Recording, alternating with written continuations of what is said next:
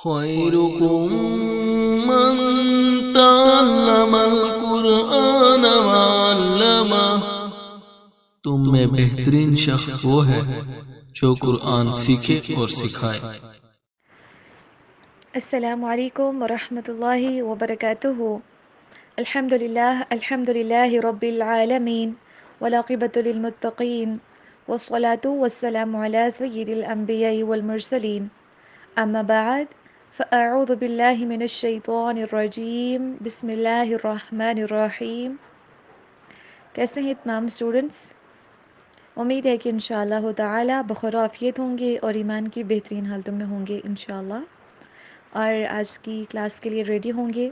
So it's time to hold the کلام الہی in your hands and feel the blessings of Allah سبحانہ و تعالی، اور اس مجلس کی جو برکات ہیں ان کو بھی انشاءاللہ تعالی محسوس کرنا ہے۔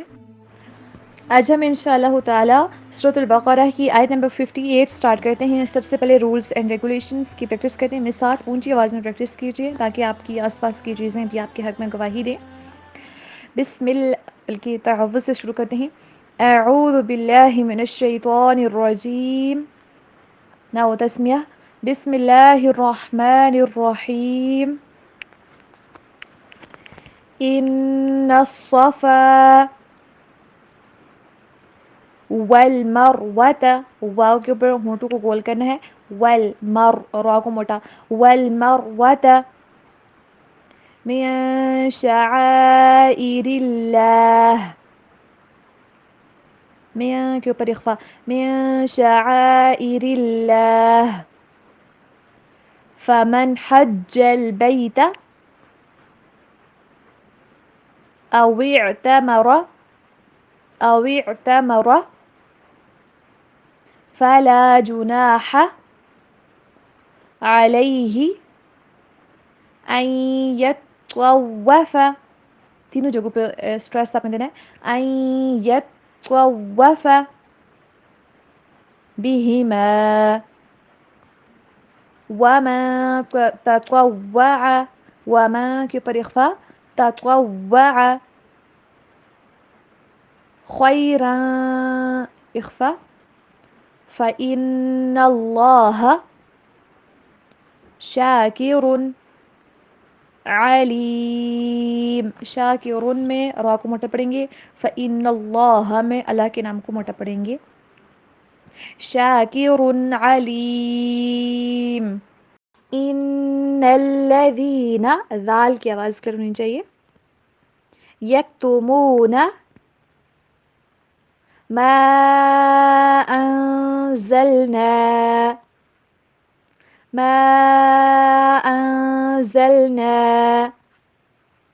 من البینات، انزلنا کے اوپر آپ نے اخفا کرنا ہے، انزلنا، اگین پریکٹس کر لیجیے اس کو، من البینات والہدی من بعد ما بیناہ للناس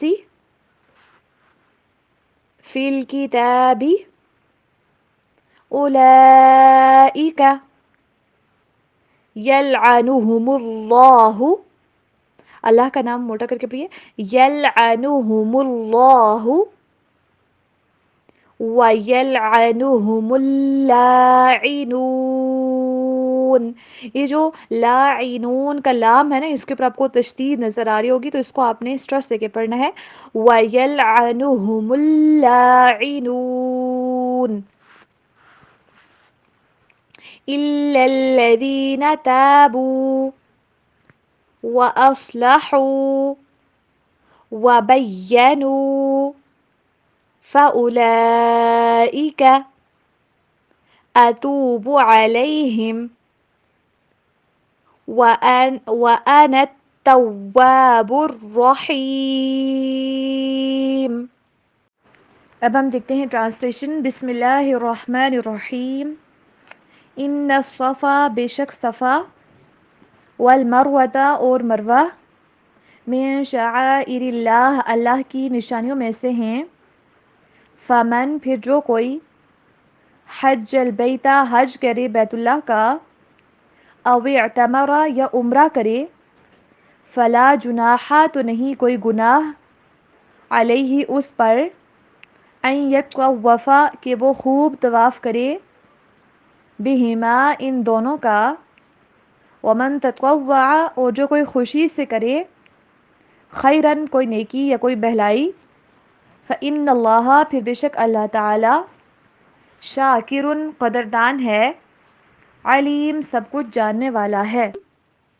ان الذین بے شک وہ لوگ، یکتمون جو چھپاتے ہیں، ما اس کو جو، انزلنا ہم نے اتاری یا ان کو جو ہم نے اتاری، من البینات واضح دلیلیں یا کھلی نشانیاں، والہدا اور ہدایت، من بعدی اس کے بعد، ما کہ جب، من بعد ما اس کے بعد کہ جب، بیناہ ہم نے اسے کھول کر بیان کر دیا، للناسی لوگوں کے لیے، فی الکتابی کتاب میں، اولئک یہی لوگ ہیں، یلعنہم اللہ لعنت کرتا ہے ان پر اللہ تعالی، ویلعنہم اور لعنت کرتے ہیں ان پر، اللاعنون لعنت کرنے والے، الا الذین مگر وہ لوگ، تابوا جنہوں نے توبہ کی، واصلحوا اور انہوں نے اصلاح کر لی، وبینوا اور انہوں نے کھول کر بیان کر دیا، فاولئک تو یہی لوگ ہیں، اتوبو میں بھی توبہ قبول کرتا ہوں، علیہم ان کی، وانا التواب الرحیم وانا اور میں، التواب بہت توبہ قبول کرنے والا، الرحیم نہایت مہربان ہوں۔ جیسے کہ اس سے پہلے ہم صبر کے بارے میں پڑھ رہے تھے، تو صبر کی ایک اعلیٰ مثال جو کہ حضرت حاجرہ علیہ السلام کی ہے، جو کہ حضرت اسماعیل علیہ السلام کی والدہ ہیں اور حضرت ابراہیم علیہ السلام کی بیوی ہیں، وائف ہیں۔ اب دیکھیے کہ انہوں نے صبر کا کس طرح سے مظاہرہ کیا کہ ان کا کمال ایمان تھا، جو ہی اللہ سبحانہ وتعالیٰ کی طرف سے حکم آیا اور اس کے اوپر بس سمعنا واطعنا کیا، اور کیسے کیسے مقامات کے اوپر ان کو جا کے چھوڑ دیا۔ تو یہ جو صفا اور مروہ ہے نا، یہ بھی ایک عورت کے صبر کی دو نشانیاں ہیں۔ صفا اور مروہ یہ دونوں پہاڑیوں کے نام ہیں، تو ان کے گرد آپ کو پتہ ہے کہ یہاں پہ چکر لگائے جاتے ہیں جب حج کیا جاتا ہے یا پھر عمرہ کیا جاتا ہے، تو کس کی یاد میں لگائے جاتے ہیں؟ حضرت حاجرہ علیہ السلام کی یاد میں لگائے جاتے ہیں۔ اب یہ ہوا تھا کہ زمانۂ جہالیت میں بھی لوگ حج کیا کرتے تھے، جس طرح سے ہم نے پہلے آپ نے شاید دیکھا ہو یا نہیں دیکھا ہو کہ وہ لوگ نا کپڑے اتار کے، یعنی کہ برہنہ ہو کے وہ لوگ طواف کیا کرتے تھے، کہتے تھے کہ جن کپڑوں میں ہم نے گناہ کیے ہیں ان کپڑوں کے اندر ہم کس طرح سے حج کر سکتے ہیں یا کوئی نیکی کر سکتے ہیں۔ تو مطلب جہالت کے اندر بھی یہ لوگ حج کیا کرتے تھے، کعبہ کا بڑا ان کے دلوں کے اندر مقام تھا، تو یہ صفا اور مروہ کے گرد چکر بھی لگایا کرتے تھے، کیونکہ یہ لازمی ہے، یہ ایک اہم رکن ہے حج اور عمرہ کا۔ تو اب انہوں نے صفا اور مروہ کے اوپر نا مشرکین نے دو بت رکھ دیے تھے، ایک صفا کے اوپر رکھا تھا، ایک مروہ کے اوپر۔ اصاف الف سین الف فا، اصاف یہ انہوں نے رکھا تھا صفا پہاڑی کے اوپر، اور نائلہ یہ مروہ پہاڑی کے اوپر انہوں نے رکھا ہوا تھا۔ اب یہ جب یہ چکر لگاتے تھے نا صفا اور مروہ کی پہاڑیوں کا، تو ان بتوں کو بھی بوسہ دیا کرتے تھے، ان کو چومتے تھے۔ تو بعد میں جب مسلمان یعنی کہ صحابہ حج کرتے تھے نا، تو ان کو لگتا تھا کہ شاید صفا اور مروہ کا چکر لگانا یہ بھی جہالیت کا کام ہے، جہالت کا کام ہے، کیونکہ وہاں کے اوپر تو بت ہیں، اور اگر ہم یہاں پہ چکر لگائیں گے تو ہو سکتا ہے کہ ہم بھی شرک کے اندر مبتلا ہو جائیں، اور یہ غلط ہو کہ ایسا نہ ہو کہ ہم بھی بتوں کی عبادت کے اندر ہی شمار کیے جائیں۔ پھر اللہ تعالیٰ نے فرمایا کہ یہ اللہ تعالیٰ کی نشانیاں ہیں صفا اور مروہ، تو جو حج کرے یا عمرہ کر رہا ہے تو اس کے اوپر لازم ہے کہ وہ کس کا طواف کرے؟ صفا اور مروہ کا طواف کرے۔ ان الصفا والمروۃ من شعائر اللہ، کہ بے شک صفا اور مروہ دونوں اللہ تعالیٰ کے شعار ہیں، اللہ تعالیٰ کی نشانیاں ہیں۔ فمن حج البیت، پھر جو کوئی حج کرے بیت اللہ کا، او اعتمر یا پھر عمرہ کرے، فلا جناح علیہ ان یطوف بہما، تو اس کے اوپر کوئی گناہ نہیں ہے کہ وہ ان دونوں کا طواف کرے۔ ومن تطوع خیرا، اور جو کوئی پھر خوشی سے نیکی کرتا ہے، فلا فإن اللہ شاکر علیم، تو اللہ تعالیٰ بڑا قدردان ہے ان نیکیوں کا۔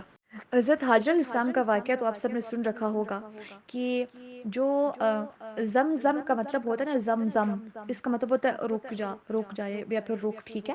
تو ہوا یوں تھا کہ حضرت حاجر علیہ السلام کو جب ایک بیابان جگہ کے اوپر چھوڑ دیا گیا ان کے بچے سمیت، یعنی کہ حضرت اسماعیل علیہ السلام کے سمیت، اور جب ان کو پتہ چلا کہ یہ اللہ کا حکم ہے تو بس انہوں نے اللہ کے اوپر توکل کیا.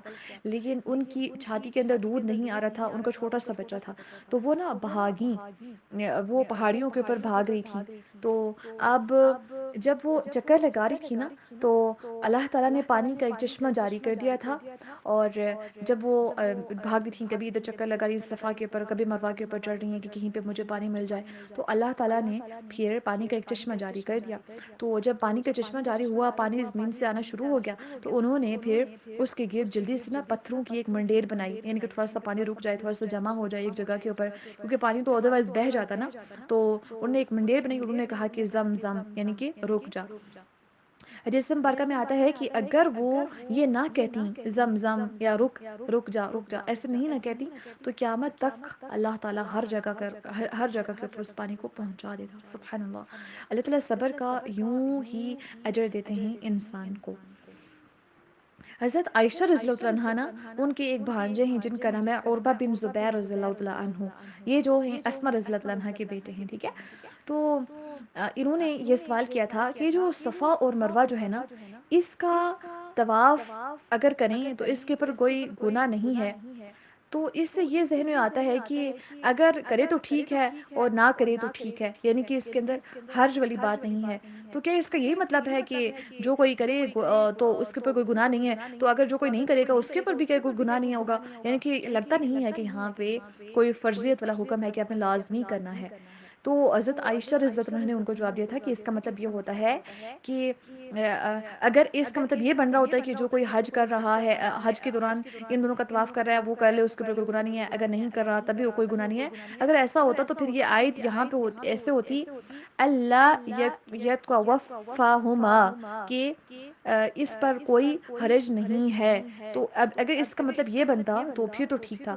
لیکن اب یہ تھا کہ یہ جو یہاں پہ جو حکم دے دیا گیا ہے، اس کا مطلب یہ ہے کہ جو صحابہ کے ذہن میں یہ بات تھی کہ صفا اور مروہ کے اوپر وہ تھے تو طواف کرنے سے کیا پتہ گناہ ہو، تو اس کے بارے میں یہ بتایا گیا ہے کہ فلا جناح علیہ، کہ اس کے اوپر کوئی گناہ نہیں ہے. یعنی کہ طواف ہمیشہ ہمیشہ وہ لازمی کرنا ہے. یہ ایک حج کا ایک اہم رکن ہے، اس کے بغیر حج کمپلیٹ یا عمرہ کمپلیٹ نہیں ہوگا. زید عائشہ رضی اللہ عنہا نے بتایا کہ جب وہ وہاں پہ جاتے تھے تو بتوں کو بھی نا ان کو لبیک کہہ کے پھر ان کا طواف کرتے تھے وہاں پہ جا کے. تو اس وجہ سے لوگوں نے نبی صلی اللہ علیہ وسلم سے پوچھا تھا کہ اب ہم مسلمان ہو گئے ہیں تو اب ہم کیا کریں؟ تو نبی صلی اللہ علیہ وسلم نے بتایا کہ یہ آیت نازل ہوئی تھی جس کے ذہن میں یہ خیال آتا ہے کہ چکر لگانا گناہ ہے یا پھر گناہ تو نہیں ہے. تو نبی صلی اللہ علیہ وسلم نے بتایا تھا کہ نبی صلی اللہ علیہ وسلم نے بلکہ حدیث مبارکہ میں آتا ہے انہوں نے فرمایا کہ صفا اور مروہ کی سعی کرو، یقیناً اللہ تعالیٰ نے سعی کرنا تمہارے اوپر فرض کر دیا ہے. تو ضروری ہے کہ انسان ان دونوں کا بھی طواف کرے. تو اب ان کا طواف لازمی ہر حال میں کیا جائے گا جو کوئی بھی حج اور عمرہ کرے گا. یہاں پر بیسیکلی یہودیوں کے بارے میں بات ہو رہی ہے جنہوں نے اللہ سبحانہ وتعالیٰ کی طرف سے آئے ہوئے واضح دلائل کو چھپایا تھا. حالانکہ اللہ تعالیٰ نے ان کو اپنی کتاب یعنی کہ تورات کے اندر واضح طور پہ بیان کیا تھا، کلیئر کٹ تمام کے تمام احکامات موجود تھے، لیکن انہوں نے ان کو چھپا دیا اور کچھ ان نے اس کے اندر تبدیلیاں بھی کر دی تھیں. جو چیز ان کے خواہشات کے مطابق ہوتی تھی نا اسے وہ رہنے دیتی تھی کہ یس یس یہ ٹھیک ہے، یہ حکم ٹھیک ہے، ہم ایسے ہی کریں گے.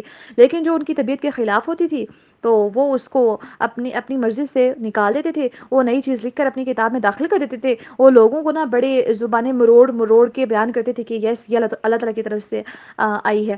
تو اللہ اب دیکھیں یہ تبدیلیاں، یہ تحریف، تا ہا را یا فا، تحریف دو طرح کی ہوتی ہے. ایک لفظی تحریف ہوتی ہے کہ آپ بالکل الفاظ کو بدل ڈالیں، دوسری ہوتی ہے کہ معنوی، یعنی کہ آپ معنی کچھ اور بتایا گیا ہو لیکن آپ معنی کچھ اور پریزنٹ کرنے کی کوشش کر رہے ہوں.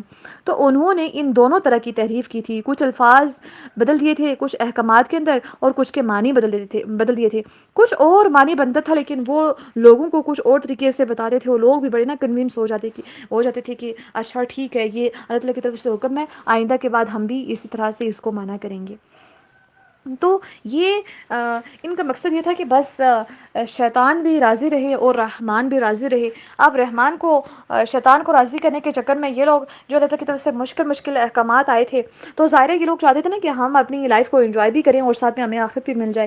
تو ایسے نہیں ہوتا. آخرت اگر چاہیے تو اس کے اوپر لاسٹ اللہ کے احکامات کے اوپر لبیک کہنا ہوگا. جو بس ہمارے پاس حکم آتا ہے اس کے اوپر ہم کہیں سمعنا و اطعنا. لیکن انہوں نے تبدیلی کرنے کی کوشش کی. انہوں نے کہا کہ یہ جو ہمارے پاس دین آیا ہے، یہ جو ہمارے پاس جو بھی اللہ کی طرف سے احکامات آئے ہیں، ان سے بہتر تو ہم احکامات خود سے گھڑ سکتے ہیں نا. تو انہوں نے پھر ایسے ہی کیا کہ اپنی خواہشات کو بنا دیا دین.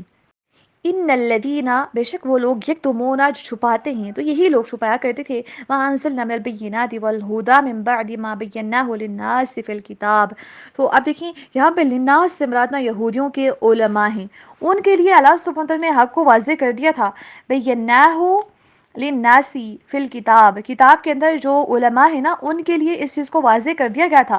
لیکن علماء نے کیا کیا کہ انہوں نے سمجھ کے بوجھ کے پھر اس کے اندر اس کو چھپایا اور عام لوگوں کو جا کے ایسے بتایا کہ جس سے کہ حکم جو ایکچوئل تھا اس کو چھپا کے جو ایسا آرٹیفیشل بنایا ہوا تھا نا اس کو ریئل بنا کے پیش کیا کہ یہ اللہ کی طرف سے حکم آیا ہوا ہے. تو دیکھیں کہ ایک تو آیات کو چھپانا ایک اور گناہ ہے، یہ تو کفر ہے.